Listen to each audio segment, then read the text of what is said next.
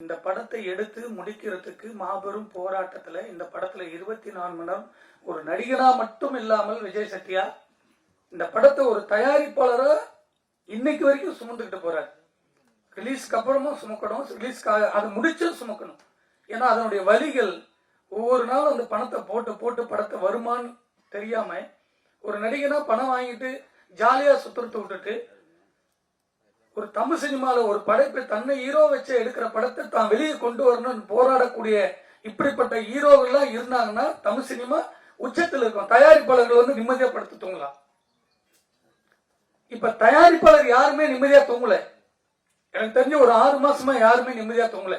இப்ப release ஆயிருக்கிற including ஒரு 2 நாளுக்கு முன்னாடி மகாராஜான்னு ஒரு போஸ்ட் பார்த்திருப்பீங்க. 100 நாள் போஸ்ட், ரொம்ப நாளைக்கு அப்புறம் 100 நாள் போஸ்ட் பார்த்திருப்பீங்க. அவங்க கூட தூங்கல. எவ்வளவு பெரிய வெற்றின்னு உங்களுக்கு தெரியும். அதை கடந்து அதுக்கு செலவு பண்ணிருக்காங்க. ஆனா பாம்பேல இருந்து ஒரு ஹீரோயினி அவங்கள வந்து டிக்கெட் போட்ட உடனே அவங்க டீமோட வந்து இந்த படத்தை வாழ்த்தணும்னு சொல்லி இங்க வந்து சத்யாவுடைய ரிலீஸ் முன்னாடியே வந்து நிக்கும் போது ரொம்ப நம்ம வந்து மகிழ்ச்சியா பார்க்க வேண்டியதா இருக்கு. ஆனா இந்த படத்துல சம்பளம் வாங்கிட்டு இந்த படத்திலே நடிச்சுட்டு இந்த படத்துக்கே வராம இருக்கிற ஒரு நடிகைகள் பார்க்கும்போது கோபத்தினுடைய உச்சத்துக்கு போக வேண்டியதா இருக்கு. அவங்க தான் நடிச்ச படத்துக்கு டைலர்ல இல்லைன்னு அவங்களுடைய ஆதங்கம் அந்த உணர்வு இருக்கு. அதை போட வேண்டியது கடமை. ஆனால் இந்த படத்துல முன்னுரிமை கொடுத்து நடிச்சிருக்கக்கூடிய சரின்னு அவங்கள காணாம போன ஆர்டிஸ்ட். அப்படி காணாம போன ஒரு ஆர்டிஸ்ட் கூப்பிட்டு வந்து நடிக்க வச்சு எவ்வளவு பெரிய டைரக்டர். சோ இவர் வந்து ஹீரோவை நடிச்சிருக்காரு. இப்ப இந்த படங்கள் வரும்போது அவங்க 5 நாள் வந்து இங்க தங்கணும், தங்கி இந்த படத்தோட ரிலீஸ்க்கு ப்ரொமோஷன் பண்ணணும். அதுதான் ஒரு ஆர்டிஸ்டுடைய கடமை. அதே போல சமுத்தியான ஒரு ஆர்டிஸ்ட் நடிச்சிருக்காங்க. போன் போட்டு கூப்பிட்டா வந்து நடிச்சிருந்தோம். ஒரு ஃபங்க்ஷனுக்கு வந்து இந்த படத்தை பத்தி பேசி இந்த படத்தில் நடிச்சிருக்க கேரக்டர் சொல்லி இதெல்லாம் நாங்க வாழ்ந்திருக்கோம்னு சொல்லும் போதுதான் அது வந்து ஆடியன்ஸுக்கு போய் தேரும். இந்த படத்துல நடிச்சிருக்கு. சோ இவ்வளவு விஷயம் இருக்குல்ல, அதை ஒரு 100 பேர் பார்ப்பாங்க. அதுல ஒரு 50 பேர் தேட்டருக்கு வருவாங்க. சோ ஆடியன்ஸ் கிட்ட போய் சேரும். ஒரு கண்டென்ட் போய் சேர்றது எப்படி சேருது? அவங்களே அதுல இருக்கிறவங்க வந்து சொல்லும் போதுதான் சந்தோஷம். பெரிய டாப்ல இருக்க எல்லா நடிகருடைய படத்துக்கு வந்து நிக்கிறாங்க. நான் ஒவ்வொரு ஆடியோ ஃபங்க்ஷன் சொல்றேன், எல்லா டாப்ல இருக்க ஹீரோங்க எல்லாம் வந்து நின்று ரஜினி சார்லாம் இப்ப லாஸ்ட் படத்துல வந்து பேசும்போது சந்தோஷமா இருக்கு. ஆனா இப்ப அப்கமிங்ல வரப்போ ஒரு படத்துக்கு இவங்க எல்லாம் வந்து சமித்தியா அந்த பக்கம் இவங்க எல்லாம் ஒரு ஆர்டிஸ்ட் கூட வரலன்னா யாருமே வந்து சும்மா நடிக்கல. ஒரு தயாரிப்பாளருடைய படத்துக்கு எதுக்கு வராங்க? பணம் வாங்கிட்டு தான் நடிக்கிறீங்க. பணம் கொடுக்கலன்னா உடனே கம்ப்ளைண்ட் பண்றீங்க நடிகர் சங்கத்துக்கு. பணம் கொடுக்கறவங்க விட மாட்டேன்றீங்க. ஒரு தயாரிப்பாளரை உங்களுக்கு பணத்தையும் கொடுத்து முடிச்சிடும், படத்தையும் உங்களுக்கு கௌரவத்தை கொடுத்து நடிக்க வைக்கிறோம். அந்த படத்துக்கு வந்து ப்ரொமோஷன் கொடுக்கலன்னா யார்கிட்ட கேட்பாங்க? தயாரிப்பாளர். இதுக்கெல்லாம் ஒரே ஒரு முடிவு, தெளிவான முடிவு. இனிமேல் எந்த நடிகரும் சரி நடிகர்களும் சரி பங்கனுக்கு வராம இருக்கவே முடியாது. அவ்வளவு திடமான முடிவுகள்லாம் சங்கத்துல ஒட்டுமொத்த சினிமாவே சேர்ந்து எடுத்துட்டு இருக்கு. இப்ப நிறைய விஷயங்கள் நடந்துட்டு யாருக்குமே தெரியாது. திடமான முடிவு. அந்த படத்தில் நடிச்சா வரணும். நம்ம வீட்டு கல்யாணங்க, நம்ம வீட்டு கல்யாணத்துல நம்மளே வந்து நிக்காம வெளியில இருக்க ஆளு வந்து நிப்பாங்க. சொல்லுங்க, பாம்பேல இருந்து அவங்க வந்து ஒரு ஆர்டிஸ்ட் வந்து நிக்கும் போது சந்தோஷமா இருக்கு. நீங்க வந்து இருந்தீங்கன்னா எங்களுக்கு ஒண்ணு பெரிய ஆறுதலா இருக்கும். இந்த நடிச்சிருக்க 2 ஹீரோயினும் வரலன்னா அப்ப எந்த படத்தை போய் நடிக்க போறீங்க? அப்ப நடிக்காம போயிடலாமே. வேற என்ன சினிமாவுக்கு வாழ்ந்துட்டு இருக்க எவ்வளவு நடிகர்கள் நடிகைகள் வாய்ப்பு கிடைக்காம தவமா இருக்காங்க. அவங்களுக்கு அந்த வாய்ப்பு கிடைக்கும். அவங்க வந்து அதுல வந்து சந்தோஷப்படுவாங்க. நீங்க நடிக்கணுன்ற எண்ணம், எல்லாருக்கும் மெசேஜ் போறீங்க, எல்லாரும் இந்த படத்துக்கு வரணும், வாய்ப்பு வரணும் தேடுறீங்க. வாய்ப்பு கொடுத்த பிறகு ஷூட்டிங் வர்றதுக்கு 1000 பிரச்சனை பண்றீங்க.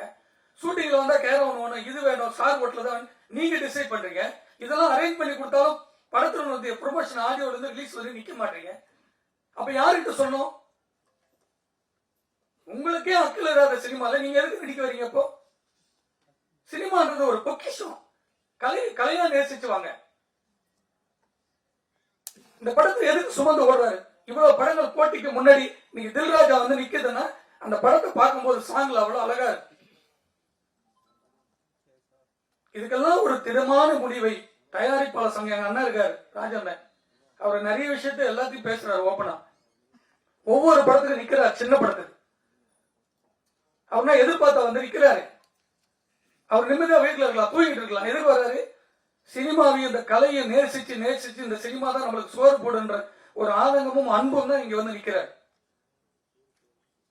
வெங்கடாசன் திரு அவர் கொடுக்காத இட்டா எவ்வளவு இட்டு கொடுத்திருக்காரு. அவர் படத்திலே நீங்க வந்து நிக்க மாட்டீங்கன்னா அப்ப வேற எந்த படத்துல நிப்பீங்க? ஒரு புது படத்தினுடைய டைரக்டர் படத்துல நீங்க எப்படி வந்து நிப்பீங்க? தமிழ் சினிமாவில் மட்டும்தான் தயாரிப்பாளர்கள் வந்து யாரும் கேட்க மாட்டாங்கன்ற ஒரு தைரியத்திலே சுத்துறாங்க. தயாரிப்பாளர் இல்லைன்னா சினிமாவில் யாருமே இருக்க முடியாதுன்றது யாருக்குமே இன்னும் புரியல. அது சொல்லிட்டே இருக்காங்க, பேசிட்டே இருக்காங்க, போயிட்டே இருக்காங்கன்னு நினைக்கிறாங்க.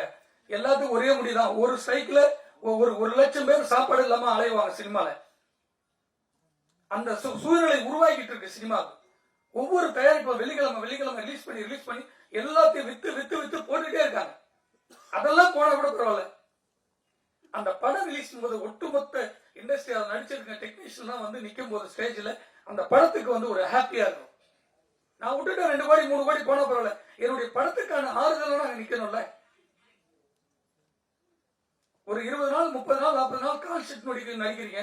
ஒரு அரை மணி நேரம் 2 மணி நேரம் ஒரு ஆடியோ ஃபங்க்ஷன், ஒரு 10 சேனலுக்கு இன்ட்ரி கொடுத்து இந்த படத்தை பத்தி நான் அந்த கேரக்டர் பண்ணி நடிக்கும் போது தான் வந்து ஹாப்பியா இருக்கும். கடவுள் வந்து எல்லாருக்குமே 50 கோடி 1 கோடி 100 கோடி 200 கோடி பிரிச்சு கொடுக்கல நடிக்கிறது. அவங்களுடைய ஹார்ட் ஒர்க்கில் தான் கொடுக்குது. நீங்க இந்த படத்தில் நடிக்கிறீங்க, நடிச்சா மட்டும் பத்தாது, அதுல இருந்து நிக்கணும், உங்களுடைய கடமை. அது ஒரு 4-5 ஹீரோயினிங்க 4-5 பெரிய நடிகர் இருக்காங்க. அவங்க எல்லாம் ஃபங்க்ஷன் வரக்கூடாது. இந்த ஃபார்முலா சில ஆளுகள் எடுத்துட்டாங்க. இப்போ ஏன்னா கேட்கறதுக்கு ஆள் இல்லை. தமிழ் சினிமா ப்ரொடியூசர் நயன்தாரா சொந்தமா படம் எடுத்து அவங்க போய் ஸ்டேஜ் நிக்கிறாங்க. ஒரு ப்ரொடியூசர் எடுக்கிட்ட வந்து சொல்றாங்க, பார்க்கலாம், வரதே கிடையாது. செய்திகளை உடனுக்குடனும் துல்லியமாகவும் தெரிந்து கொள்ள சப்ஸ்கிரைப் பண்ணுங்க.